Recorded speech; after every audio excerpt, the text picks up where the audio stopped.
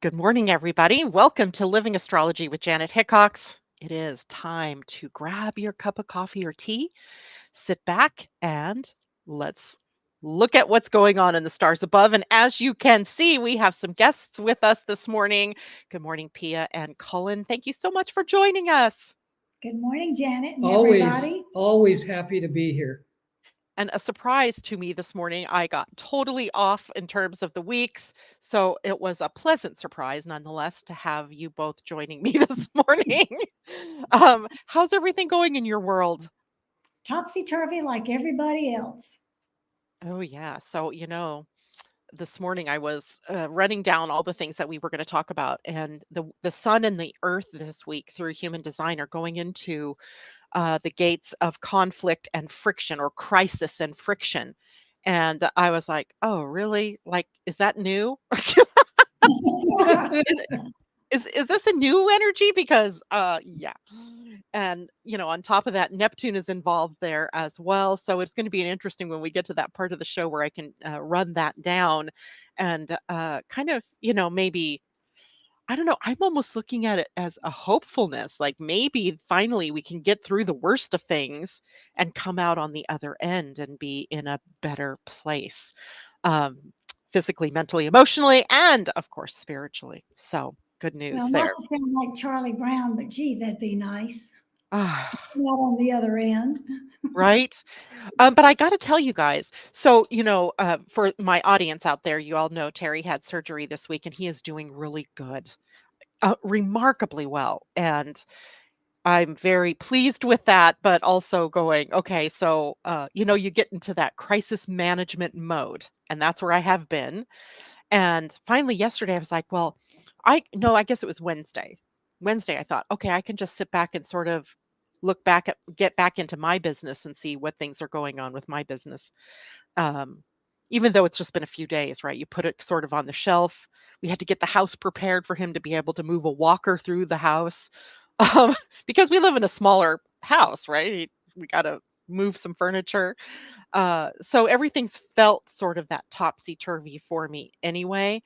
But yesterday I got hit with this feeling of optimism, like restorative. And I can't help but think that has a lot to do with Mercury moving direct today, getting out of that retrograde phase, and maybe the moon moving into Libra. Yay. Well, that'll happen later, but I'm looking forward to it nonetheless. Yeah, So we I are said, too. "Oh, yeah, I So, bet." a side note Uh-huh, about Terry's surgery. uh-huh. It's really wonderful that his surgery was not close to a full moon, because that is absolutely the worst time to have any kind of medical procedure. So he's way ahead of that energy period. So he will heal faster because of that. Yeah, I should go back and see when his twin brother's surgery was. Maybe it was at a full moon. Could be, Could be. I could be.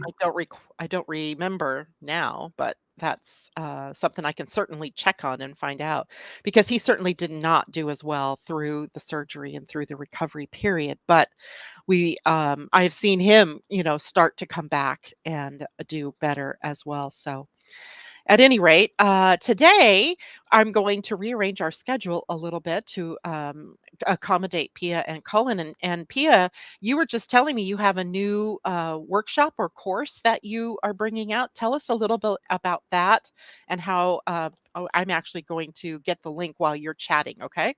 Okay. Well, in March of 2022, I did a level 1 introductory workshop for the Pleiadian-Earth energy system. And people liked it and asked me to do another one. And life happened and I didn't do another one, but I've decided, okay, let's go to level 2. So I'm offering level 2. It's going to be the same sort of structure as we did last time, 3 mornings a week in the United States, evenings in Europe. And it's going to cover 3 areas. It's going to go over different themes for the shadow cycles. Everybody who took level 1 knows what the shadow cycles are, but I'm going to teach the different themes and how you can do a shortcut for finding out what your own shadow cycles are. And then I'm going to look at karmic patterns, the gifts and challenges of what each person brings in. for different periods of time when you're born. And the last thing I'm going to do is look at the phases of Venus. In the first workshop, we looked at how the Venus star moves in the sky. This time, we're going to look at the phases of Venus and how they affect your fulfillment, your potential, your life path. So that's what we're doing. And I see you've put the link up in there. So anybody who's interested, the link is right there at the bottom. And I'd love to have you join me for your energy, your comments, your questions, and our sharing together. Yeah, I'll also post this link on Facebook because I can't, when I go to post it on the picture, I can only do it on YouTube or Facebook. So maybe I'll switch it in a little bit and put it on Facebook. But if you're watching, you could certainly see the link. It is down toward the bottom of the chat, and you could follow that link. And it is how many days? Is it a 1-day workshop, a couple of days? 3 mornings, an hour and a half each morning, November 10th, 11th, and 12th. Oh, those sound like good days. They are good days. There are hardly any Right. transits those days. I looked. Yeah. But think about the numbers 1110 111, 1111 1111, Yep. and 1112 would be 3 ones and a 2. I like Yep. it. We always try to schedule things in numerological transit time, anything we can do to create the most positive energy for Yeah. something important. So that's good. Thank you for noticing that. I'm also offering anybody who registers for the workshop, I'm giving them 20% off on doing a personal chart if they haven't done one, a shadow cycles update if they had, or a continuing guidance session if they want to talk about the whole system. 20% off, unlimited. Do it whenever you feel like it.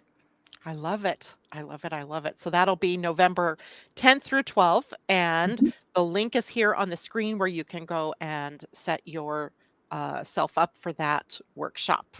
Awesome. Now, tell us what is going on with the calendar right now. I mean, I've been really not looking at it at all this week. But tell us, let's see, today we are at what, 11 enlightening. I like the sound of Yes. that. We like the sound of that too. And the day has felt, as you said earlier, optimistic, like more light's coming in. It feels like there's a shift happening. You mentioned at the start of the show about the gates taking us into a time of chaos and challenge. And I think the Pleiadian-Earth energies are going to be completely aligned to support our moving through that portal, because on Monday, the 18th, we begin the 13-day period of listening energy. And Woohoo. that's a Western energy. It is a calm energy. It is a peaceful energy where you can be very introspective, go inward, and whatever external things may be triggering you, the energy that's going to be present for the 13-day period are to help you go inwards, meditate on it, be peaceful, and let your heart lead the way. It You sounds know that energy very well. Comment on it? Well, that's a significant part of my makeup. So Were you born on listening? No, but No. it's his evolutionary guidance energy. Oh, gotcha. So I will be absolutely alert to doing my ever best to go inside, try to look at things differently, and be as aware as possible of what I can do, both for me and in service to others, doing a much, I guess, more thorough, more positive way of living my life. So for anybody who is familiar with the Pleiadian-Earth energy system at all, you know that everybody has shadow cycles every 60 days. If you start a shadow cycle in the same period in which you were born, like the listening period that we start on Monday, that means that you are in complete alignment with the energies that were present right before you were born and when you came into this world. So you celebrate at the end of that shadow cycle period a spiritual birthday. You're born again, more or less, into the new version of what you've worked through and who you are. So it's a great opportunity for spiritual growth and moving through challenges in a very different way. That's why it's extremely important to do the deepest personal work we can do, to really look at what needs to be worked on, worked with, worked through. And really, really take a really close look at what needs to change, what needs to be finely tuned, what needs to evolve in Yeah. our path of whatever we're doing. And it seems like Mother Earth is going through all of the same energies. I mean, between earthquakes and floods and fires, it's just been sort of insane on the planet. It's been probably the most chaotic weather and geo disturbing period maybe we've ever gone through in our history, our remembered history. I mean, we've seen everything in the past few months. Everything. The sun Every released element. the sun released an unexpected coronal mass ejection 2 days ago, and we got Yes. slammed all over the planet with an intense solar flare, causing the KP index to go all the way up to 7. So we had a whole day full of it spiking really, really high with high radiation energy. And then today, it's dropped all the way down to 0, the other end of the spectrum, meaning that we're being exposed to more plasma, more things that come through the magnetosphere. So yes, you're right. Mother Earth and our glorious sun are in alignment with these energies of let's shake it up a bit. No kidding.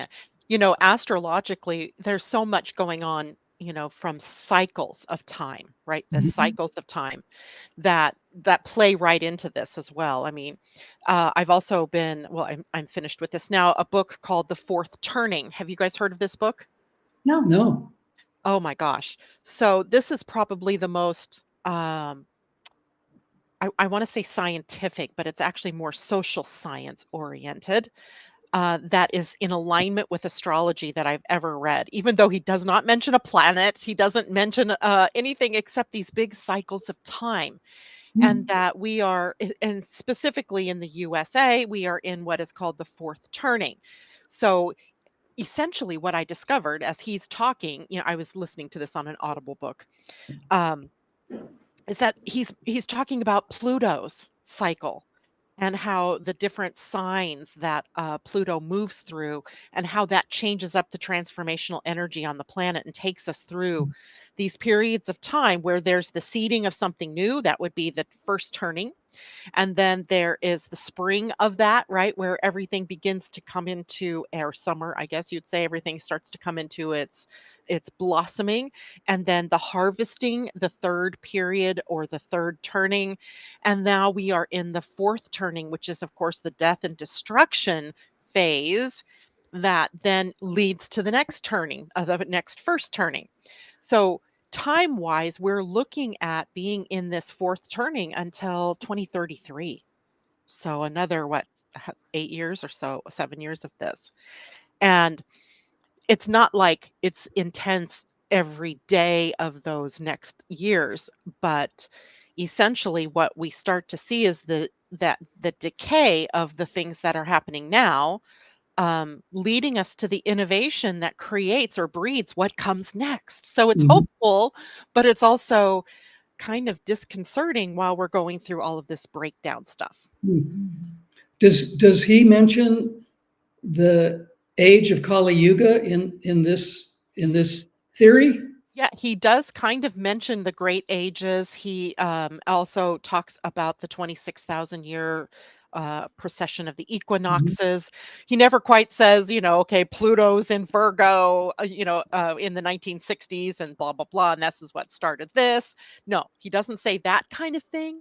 But if you know astrology enough, or cycles, right? And cycles, astrology, Pleiadian-Earth energy, all of those things are about cycles of time, Mhm. and how they repeat, right? The cycles never repeat exactly, but they repeat. So you know what I Mhm. mean by that, right? So, Pluto will come back to the sign it was in, as it did in the USA Pluto return, and yet it's not the exact carbon copy of what happened before, but it builds upon that cycle. So every planet um, goes through these periods of time where it's like the moon cycle. I mean everything he was talking about, we know from astrology, right? The moon is new. Yesterday, last night, I got notified the new moon, right? And I was like, "Ooh, I get to be present at this exact moment." And then, the moon goes in, next week we'll be at the first quarter moon. So that would be akin to the second turning, if you will, of this time he's talking about. Then we go into the full moon, the third turning, and then we go into the last quarter moon before the new again. So everything seems to work in these cycles of time that we can, I'm sure we could break it down into smaller bits or even bigger bits, but terms of quarters, right? Quarters. Even when we play football, we're playing in quarters, right? Games, we have this idea that things happen in four. To complete something, it is in a cycle of four things. So I just find that interesting. It's, one of those um, eye-catching, I think, things. People kind of feel like they understand what he's talking about. And I want to get the author's name. Hold on, I'm just going to go away for 1 second here because I always forget his name. It is.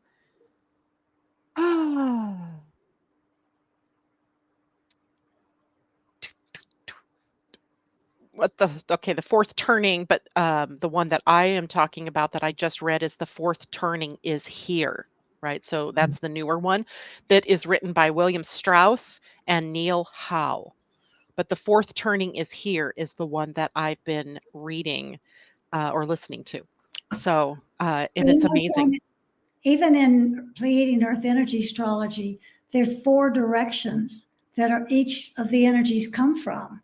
Yep. Listening is coming in from the energy from the west, and that's the energy that comes right before you have a season of growth, right at the point of time where you need insights, you need to quiet down and listen to your heart, you need to take note of everything going on around you and pay attention because you're at the point where new ideas are able to come through other sources, other connections. So it all fits. Doesn't matter what system you look at. He's right. He's onto something. Yep. Yep. Yep. And it's a kind of situation where I feel like, all right, I understand now what is going on, and I'm okay with this, right? I don't like that people are dying in Libya or that a major earthquake in Morocco, took a lot of lives or fires burning up the planet or any of that type of thing. But or Hurricane Lee, that's now, going to be passing through the east coast of the U.S. and the Maritimes, the Canadian Maritimes. But at least we can see there's a purpose behind it, that there's something that's, there's a destruction happening that is leading us to something new. And it's interesting, he also points out that these 4 turnings last about the length of a human life. If you look at a human life in terms of about 100 years, between 75 and 100 years, barring any unforeseen, circumstances leading to death early. So it's almost like we as human beings are also experiencing these turnings depending on like where were you born into. Like I happen to be born into the first turning. And that means that, my likely death would happen in the fourth turning, toward the end of the fourth turning. But you might have been born in the 70s, which means you were born in the second turning. So the cycles are also human cycles. It's just fascinating to me. I like cycles anyway. I like to tune in to the cycles of time and what's going on with that. Let's say good morning real quick to people, and then we'll go on with the new thought. Christine, hello to you. I'm so happy that you are joining us this morning, and thank you for asking about Terry. J-Lo, good morning to you. Pam Zaruba, hello. Christine says, pleasant surprise to see Pia and Cullen here today. Teddy Hickox, hello for you to be with us. That is awesome. He says his surgery was actually on 2/22/2023. Lots of twos in that one, TJ. And February 5th was the full snow moon, so he did not have his surgery at the full moon, thankfully enough. Debbie Tibbetts Tumiel, good morning to you too. Terry Strauss, hello. Debbie says the Earth's people will all be dead from homelessness. Let's hope not, Debbie. Let's hope not. But here's the thing about these great cycles is that they tend to kind of create upheaval in places where we've become too complacent, Mhm. where we have built something unsustainable, or where we have been unwilling to change. Right? When we dig in and we're staying like, I'm not moving, you can't make me do this, the earth comes along, or some kind of cycle of time creates the space for change. And that can be destructive. Change isn't always just real easy. It can be Mhm. pretty destructive. So I think in a way it creates a path for us to be different, to be better, to create something new. So while I'm not happy about these kinds of big things that happen on the planet, I just can see that if we didn't have these moments in time, would we ever change, or would we just keep being, you know, in a bad place, making things unsustainable? We don't seem to learn our lessons very quickly, That's an understatement. right? Thus the reason we wash, rinse, and repeat many, many times. As well as we were talking behind the scenes this morning, I was so happy, of course, or maybe I said it in the beginning, that the moon was moving into Libra today at 10:44 a.m. Pacific time. I don't know what time that would be in your area of the world, but likely evening time. The moon will be moving into the sign of Libra, which is a sign of partnership and relationship. So the energy shifts out of that Virgoan duty, responsibility, let's get things done, be productive, be perfectionistic, into the more Libran qualities of cooperation and coordination and co-creation and collaboration. Usually that's a fourth C I threw in there. Usually call it the three C's: collaboration, co-creation, and cooperation. It's a sharing weekend. So we have the moon in Libra the whole weekend. Yay, right? So we get some really nice energy, Venus oriented energy for the weekend, balance. And in the balancing of the scales, nothing is ever static balance. So balance and harmony are tenuous at best, right? It's always somewhat moving. What we hope for is that we come to a sort of neutral position where we can sustain balance and peace and harmony without the big swing that takes us out into crisis in order to come back to balance, right? That's the Libran way, but it's always waffling a bit, right? It's moving. So in this opportunity with Libra is to bring things into equality or into harmony or into balance. And we do that through negotiation, maybe if it's an agreement. We might do this through cooperation, those three C's I just talked about. We might have to come together and collaborate in order to get something done. In fact, in our family this weekend, we have a move. My nephew and his wife bought a house, and they're moving into that house this weekend, and we all get to participate, except Terry. He'll have to sit around not participating.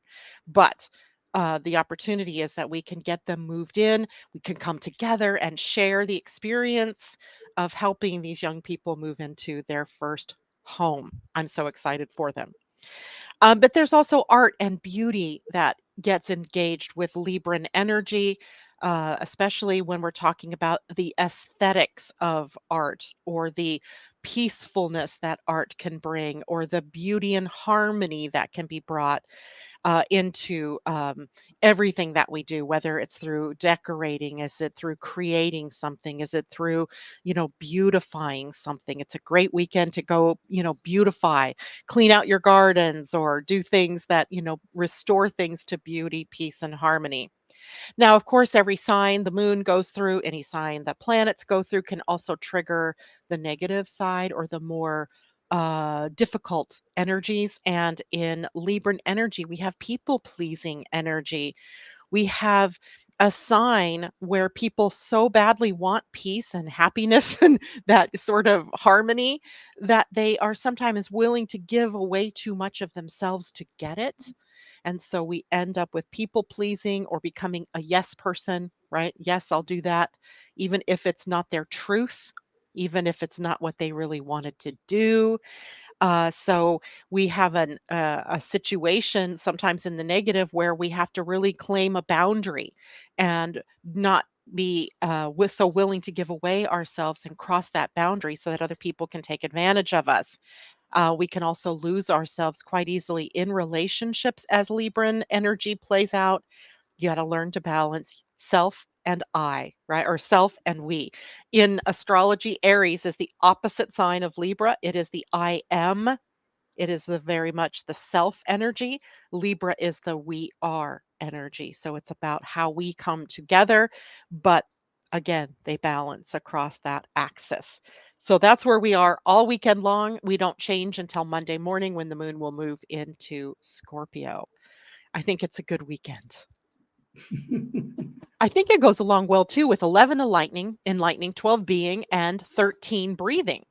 Right? Mhm. I think those are quite nice energies. I just realized the 13, we're coming to the end of the week, obviously, if we have Monday as the beginning of the new Pleiadian week. All right. Asa, good morning. It's good to have you with us. And TJ, I don't know what you mean by ebony and ivory. Oh, because ebony's black and white. I gotcha. Opposites.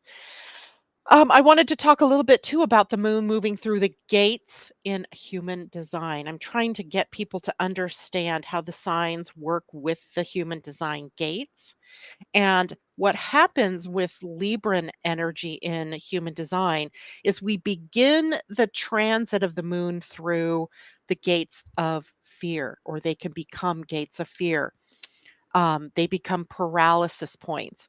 The energies of Libra begin in the sacral. So it's about the doing, it's about being the embodiment of yourself, being in the body. So the embodied divine in movement through the earth. And then immediately moves to the spleen. And in the spleen center, we have it's called the center of it rules things like time, intuition, health, survival. So it's a very much it's an area of our human design where we get into success through thriving versus just surviving, right? So there's a fine line sometimes between those two energies.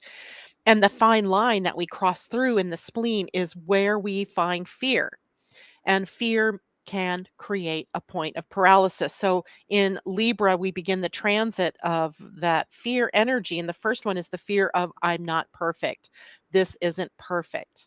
It's not the perfect time, the perfect place, the perfect opportunity, the perfect relationship, the perfect fill in the blank, right?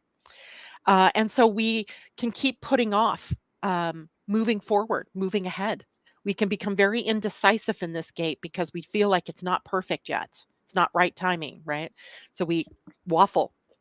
The next gate that the moon will move through is the 48, which is it can become the fear of inadequacy. I'm not good enough. I don't know enough. I need another certification. I need to study another book. I need to take another course before I could do this. And then I'll be okay to do this. So, inadequacy can keep us caught up in a rut of not putting out our work, not doing the things that we can do best, following our path of service. Then the moon moves into the 57, which is the fear of the future. It's a very psychic gate in human design. It is the most psychic gate in human design. We can also use the word intuitive. This is the most intuitive gate in human design. And its fear is of the future, that what I'm seeing may not come to pass, or I'm afraid of what will come to pass in the future if we don't do certain things or be certain ways. The next gate will be the 32. The 32 is the gate that we think of as the gate of failure in the fear. It's a fear that I won't be able to do what I want to do. My program will fail. People won't come to my event. I won't, say it correctly. All those kinds of things. So we'll be dealing with that fear of failure, but also and this is just me saying this, but I also see that gate sometimes is about the fear of success. What happens if all my dreams come true? What happens if I succeed beyond my wildest dreams? What else is there? Right? What else? What happens after that? And then finally, the moon will move through the gate 50 before it transitions. That gate straddles both Libra and Scorpio. And the 50 is a fear in failing in my responsibilities to my family, to my friends, to my community, to my tribe. So I micromanage, right? Or I take on more responsibility than what's necessary, or I smother mother people around me. So that'll be an energy we deal with at the end of that cycle of Libra before we move on into Scorpio on Monday. So interesting days. And this is the time of the year, by the way, too. You know, you talk about the shadow cycles, right? Where we move into the collective shadow cycles, and then that lasts for a certain amount of time, 20 days, right? And then we get out of that cycle. Well, every year at about this time, the sun begins to the move into the gates of the spleen and mirrors essentially what the moon is doing right now, right? So we also are going to have the sun. Venus is already doing this. And so, I mean, Mercury is already doing this. Mars is already doing this. Then it will be Venus, and then it will be Mercury moving through all of the gates of the spleen between now and mid November. So we all have opportunities with different planets triggering different things, different fears, different paralysis points that we have in our own lives. We're being challenged to up level. And the eclipse season is also going to be active during that time between now and November. So Absolutely. we're going to we're going to have more opportunities to go within, to really look at what's going on, both personally and collectively.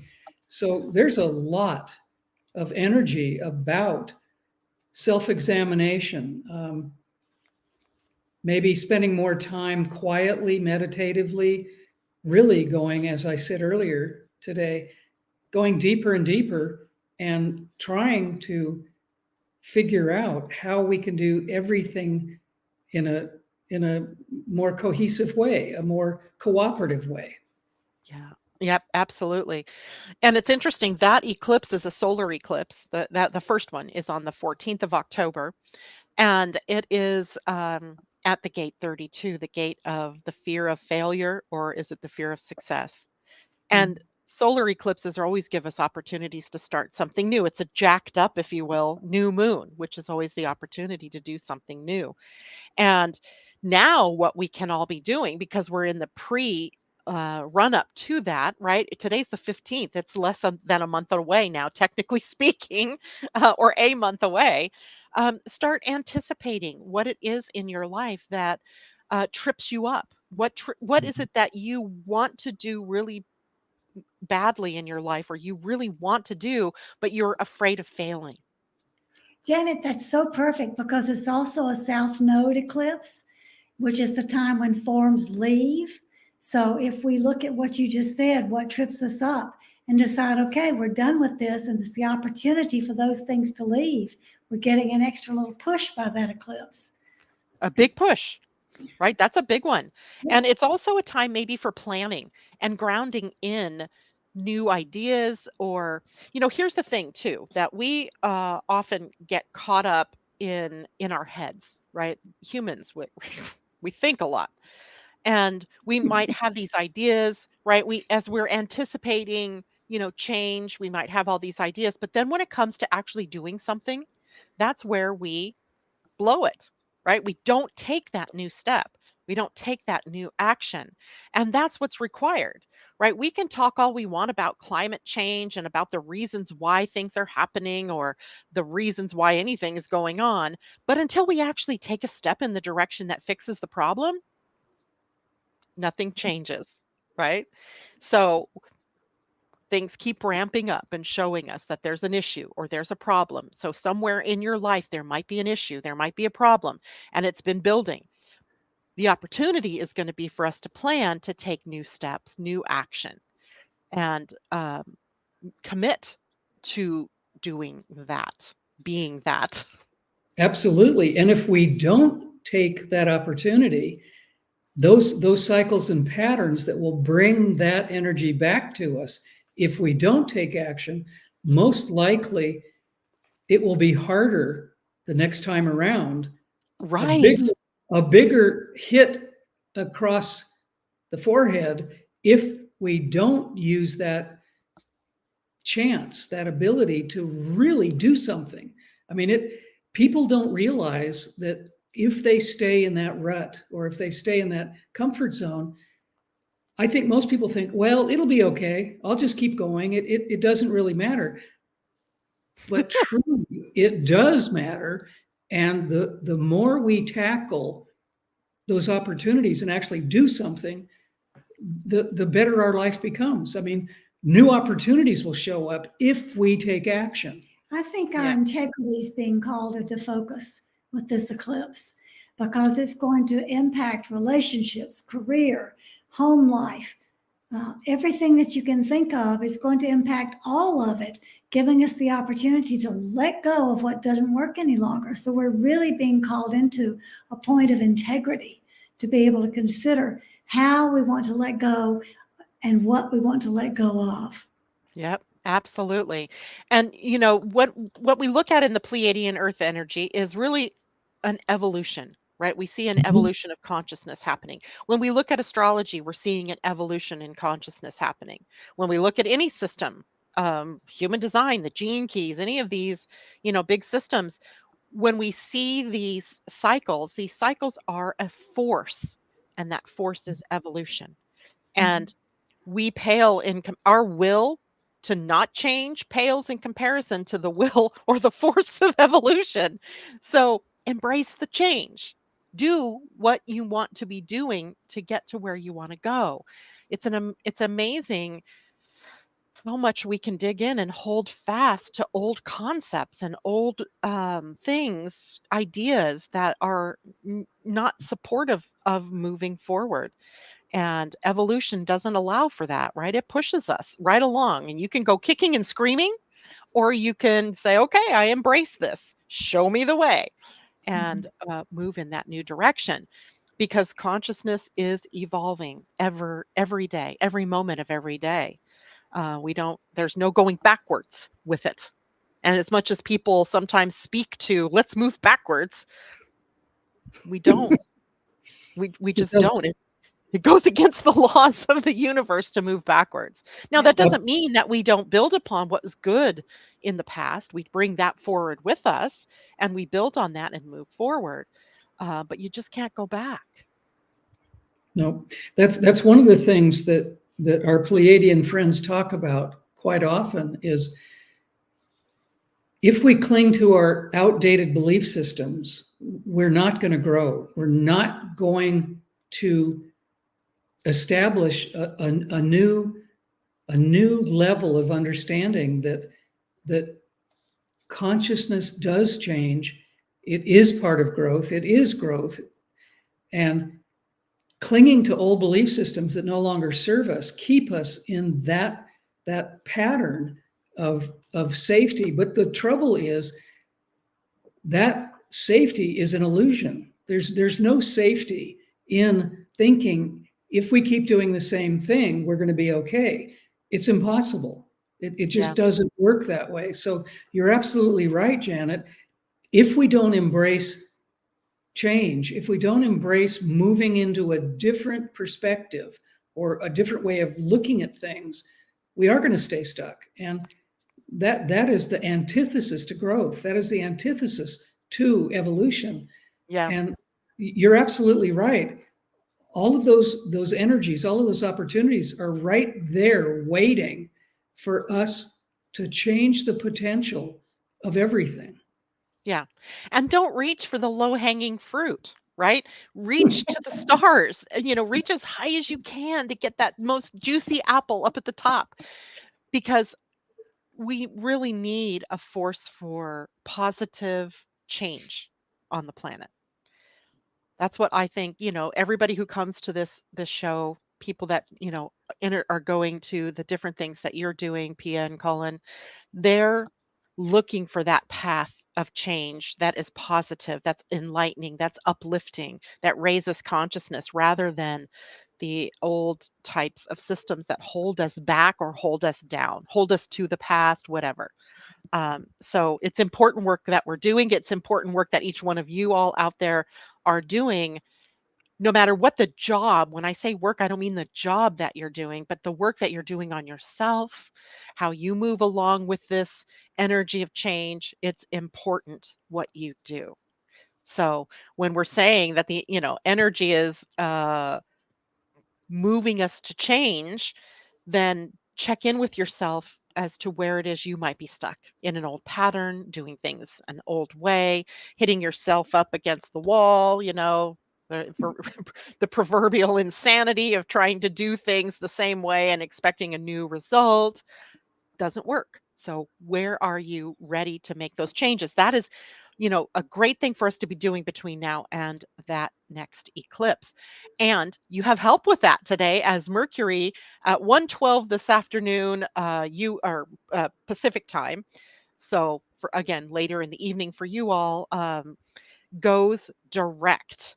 And it goes direct right on top of my moon. I didn't realize that. I talked about this since last December, and I didn't even realize the degree that it turns direct on is where the moon sits in my own chart. Now, what have we been focused on here? August 23rd is when Mercury turned retrograde, and he turned retrograde at, I think it was 21 degrees of Virgo, moving backwards now to 8 degrees, and now with direct going to move forward. So we've had this opportunity to sort of reevaluate a lot of the ways in which we serve in the world, the details of things that we've been working on, analyzing different things. It's been a very cerebral, mental time for all of us. And as we move forward, we may have a feeling, a sense of having clarity restored, right? Where things might have been blurry, confusing, out of focus, efficiency restored. Now things seem to be working better. I don't know how many times I have had to have my phone restart, my computer restart because of apps that just decided to stop working or wouldn't work the way they were meant to work. It's just been ridiculous, right? Improved communication.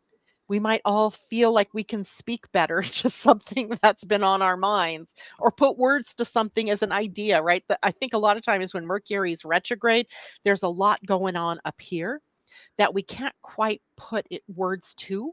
So maybe now words come.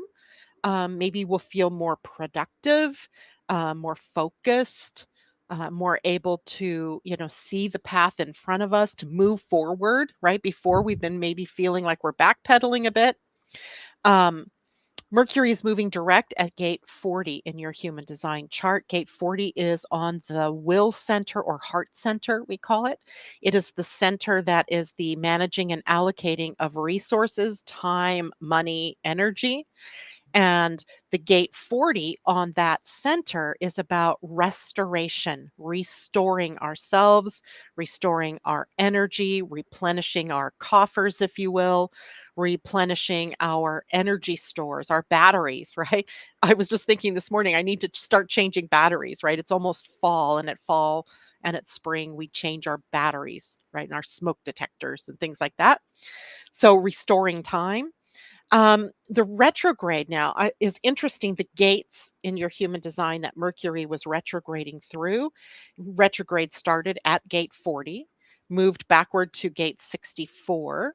So gate 40 is where we might be feeling sort of tired, lethargic, in the low energy, right? As Mercury began to go backwards, we may have seen where we'd been working so hard or exerting force or exerting our will, and we become exhausted, right? We recognize, oh, I can't keep this up. And even if you don't recognize that you can't keep up anymore, your body might have been just like, I can't get out of bed, right? I can't keep this pace. And then moves to 64, where 64 is confusion. This is now where there's so much going on. I can't use my mind anymore. There's too much confusion in my head. The voices in my head, the many voices in my head, they're, talking at cross purposes to one another. So we have to get out of our heads, right? That's the whole Mercury path there. Get out of your head, get down further into the body. And then moved backward into the gate 47. Now, 64 and 47 are right across from one another in the human design. So they are complementary. They complete a channel. Now, they didn't complete it because Mercury was sitting at 64 and then moved to 47. So unless you had some other planet sitting there, but the 47 provides the aha, the epiphany, right? The energy of, duh, I could have had a V8, right? The wake up. And now that we're back at the gate 40, we can go through this same cycle again, but now we'll do it forward instead of backward. You already did it forward once, right? As Mercury swung through, and then he retrograded back through, and now he's going to move forward again across these things. So more and more should be coming clear for us over time, right? If you've been confused, the fog will lift. If you've been out of sorts, you're going to get more equanimity. So that is the energy of Mercury moving direct. And I just want to say, welcome to your reorganized life. Right? Welcome to your restored, reviewed, reevaluated, resolved problems life. Right? That's Mercury's gift in the end, is that we have something new that we've been restored to. Now, just because he's turned direct doesn't mean that the wobble is over. Shadow doesn't end until September 30th, so we still have 2 weeks or so after today to deal with the retrograde completion of the retrograde cycle. But then we are preparing for the next cycle. And that next cycle begins in the pre-shadow, right? The pre-retrograde shadow begins November 25th. The retrograde is December 13th. The direct, when Mercury moves out of that retrograde, will be January 2nd. And then later, 2 weeks later, we'll completely end that next cycle. Just giving you the heads up. This year so far, the retrogrades of Mercury have all been in Earth signs. So it has been dealing with the practical, the useful, the grounded, the analytical, the informational energy of action, like practical action. How do we ground it in? Now, the last retrograde of the year, so the next one coming up, starts in fire, starts in Sagittarius, moves backward, or goes up to Capricorn, then moves backward to Sagittarius, and then forward again to Capricorn. So now we have fire and earth energies that will be prompting us to really ground in our passion, ground in what we love. That sounds pretty powerful. Yeah, Mercury retrograde cycles are powerful because they, it's as the fastest moving planet other than the moon, which isn't considered really a planet. He is really his cycle is really trackable by us, right? We can really engage this cycle. Just like, Venus and Mars, those cycles, they're trackable. When we start to get to the outer planets, we kind of lose track because they're in retrograde for so long. But those inner planets, they're always dancing, right? They're always doing some form of movement between retrograde and forward motion. So we can really connect with that energy. So I think it makes it more approachable for each one of us, understandable even. How's everybody doing out there today? If you guys have any questions for Pia and Cullen about the Pleiadian-Earth energy, the calendar, the shadow cycles, her workshop, Pia, because people have joined us since we first talked about that, why don't you tell everybody again about your workshop that's coming up? Workshop is going to be a continuation of the level 1 workshop that I did in March of 2022. Level 2 is going to discuss the phases of Venus. Last time we talked about how Venus moves in the sky with her star points. This time we're going to talk about the phases of Venus and how that impacts your life decisions, your fulfillment, everything that makes your life valuable to you. We're going to cover the shadow cycles and talk about the themes that each shadow cycle brings, so you can find your own personal themes to work with. And also, I'll show you a shortcut of how to figure out your own shadow cycles. And we're going to talk about karmic patterns. What are the gifts and the challenges that each person brought in their own life? And we'll look at that in terms of when you were born. So there'll be a lot of interactive fun, and look forward to having anybody who's interested join us. And that's November 10th through 12th, right? Yes. I'm posting that up there too. And if you are on YouTube right now, you're seeing the link in the video to register for that. And I've also just turned it off for Facebook, but I'll put it back on for Facebook before we're done today, so that if you are in Facebook, you'll have that link as well. It'll also be in the description of the video. So I put it in plenty of places for everybody. By the way, Pia, is this being broadcast to your own people today? Did we get that figured out? Not yet? No. Okay. Not technical enough to handle that one. Okay. Just curious, because I was going to welcome your listeners if they were out there. Our listeners join us because I send them your link. Oh, So gotcha. I'm sure our listeners are listening because of that. And then they will, those who don't join us live, go back and look at it in retrospect. Perfect. Question, Pia. Now, this is going to be part 2 of that workshop. Is part Yes. 1 still available? Is it recorded and bundled up for people if they want to access that as well? Good question. It is not required to have completed level 1 to do level 2, but it certainly helps if you have the background information so you understand the different nuances we're going to talk about. And the level 2 workshop, on the link that's showing up in your website right there, that link will take you to the recordings for level 1, which you can also have. They are available for all 3 days. Each day of the workshop is an hour and a half on 3 different mornings in America, 3 evenings in Europe. But that workshop is also available for people who want to do a catch up. Also, Perfect. some recommended reading material is listed in the course descriptions. Awesome.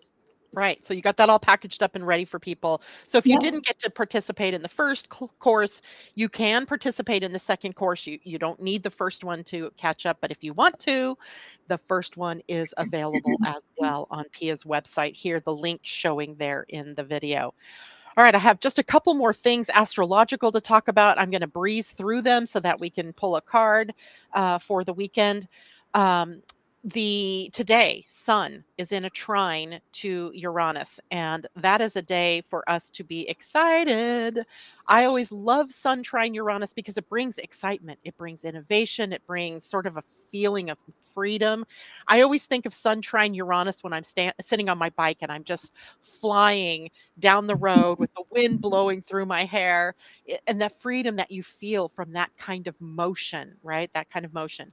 So all of us may feel a surge in our creative energies today, in the originality in the way that we bring ourselves out into the world, maybe even in a desire to break free from routines or from the things that have felt like burdens or chains that have been holding you down.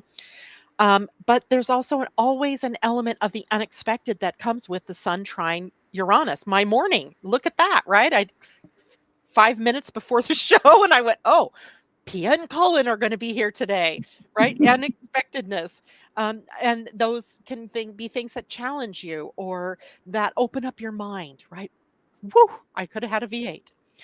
But also, you can attract people to you today and actually tomorrow as well that are different, that resonate at a different frequency than you do, perhaps. That also has a way of opening up your mind. Then tomorrow, Venus is squaring Jupiter. Now, this one's a little more difficult because this can indicate a conflict between our desire for pleasure, for fun, for lazing, being around, doing nothing, and the need that we feel that Jupiter pushes us to, which is expansion. I need to grow. I need to get bigger. I need to move forward, right? So it can manifest in a couple of different ways for us. It can be overindulgence, right? Overindulging in food and drink and exercise, you name it, anything that we can overindulge in. Extravagance, laziness, unrealistic expectations. These are all things that we may briefly have to deal with this weekend. People might be having trouble balancing their personal life and their professional lives, or struggling with self discipline and moderation, right? I certainly do, I love sugar. It don't love me. And there's always that struggle going on. Jupiter, Venus squaring one another tend to bring that up to the surface. But it can also bring opportunities for growth, for learning. And if you're willing to face the issues that are in your face, so to speak, then you can make some adjustments in your life and really see how success can be achieved. It can be a real catalyst to positive change, but it requires you to be honest with yourself, to be flexible and willing to move through the changes, and to compromise. Be not compromising, but to compromise, right? Make a compromise with something. And then lastly, the sun this weekend moving into this is where we have some trigger stuff going on for the weekend. The sun is moving into the gate 6, which is on the emotional solar plexus. So if you're familiar with human design, it's the center on the lower right. The gate 6 is called the gate of impact in quantum human design. It is called the gate of friction in traditional human design. And it is a gate that really desires deep bonding, intimacy, right? It really wants that kind of connection, but that triggers sometimes turmoil in our relationships, right? Or the friction between people that have to continually adjust with one another. This is a sensitive, passionate placement. It's creative energy as it's on the solar plexus, but it also needs to learn how to balance emotion and to communicate their needs effectively. This is affecting all of us, right? All of us will be affected for the next 5 days with this energy. So it can be a powerful force for peace, for harmony, for resolving conflict, but it can also be a force for chaos and destruction. So we have to watch for how this shows up. And it's all depending on how it is you handle your own inner conflicts and your external relationships. So we have real potential, but we also have the chaos conflict part that can also be a part of it.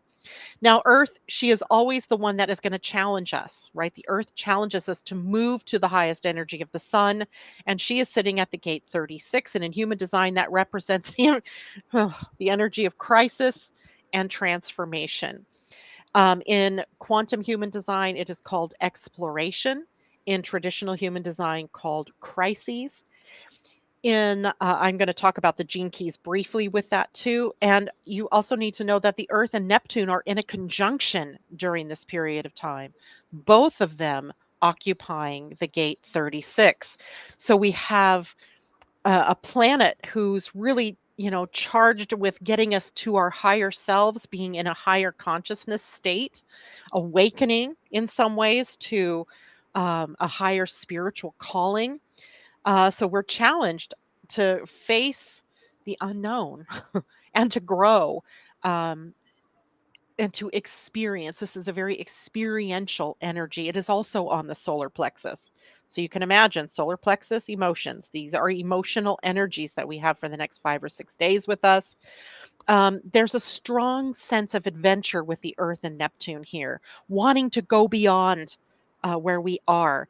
It brings up restlessness sometimes and boredom, but also a fear of chaos and instability. Like change might create chaos, right? I was just thinking about this as parts of our family are moving this weekend.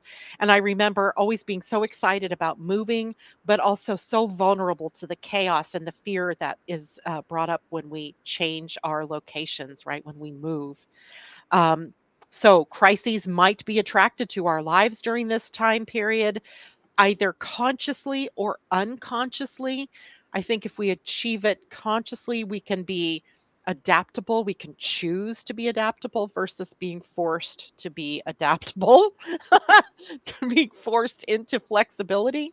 So let 36 then at the Earth be a source of creativity and innovation, but also not buying into anxiety and stress, which can also be a part of that experience. Find balance between embracing change and maintaining stability. Trust your inner guidance, trust your intuition, trust your emotional body to lead you to being in the right place at the right time with the right people. All right. Now, Pia, can we get a card from now until next time we see you? Sure.